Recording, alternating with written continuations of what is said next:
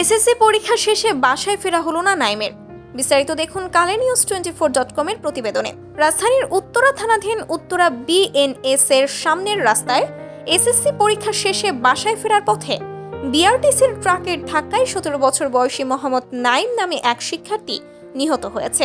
Naim Uttara high school and কলেজের বিজ্ঞান বিভাগের শিক্ষার্থী।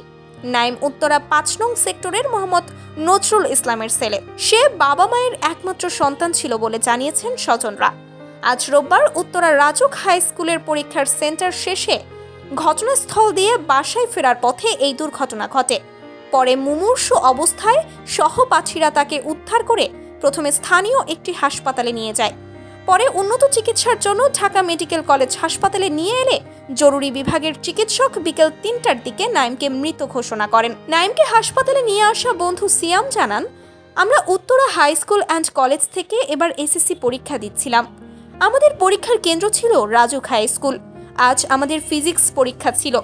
পরীক্ষা শেষে বাসায় ফেরার পথে দ্রুতগতির বিআরটিসির একটি ট্রাক নাইমকে ধাক্কা দেয়। এতে গুরুতর আহত হয় নাইম। পরে নাইমকে উদ্ধার করে ঢাকা মেডিকেলে নিয়ে গেলে চিকিৎসক জানান নাইম আর বেঁচে নেই। এই ঘটনায় ঘাতক ট্রাক ও এর চালককে ঘটনাস্থলে আটক করা হয়েছে। ঢামেক হাসপাতালের পুলিশ ক্যাম্পের ইনচার্জ পরিদর্শক মোহাম্মদ ফারুক চিকিৎসকের বরাত দিয়ে ওই শিক্ষার্থীর মৃত্যুর বিষয়টি নিশ্চিত করেন। তিনি জানান, মরদেহ হাসপাতালের জরুরি বিভাগের মর্গে রাখা হয়েছে। বিষয়টি সংশ্লিষ্ট থানা পুলিশকে জানানো হয়েছে। সত্যের সন্ধানে সব খবর পেতে চোখ রাখুন www.youtube.com/কালের নিউজ চ্যানেলের পর্দায়।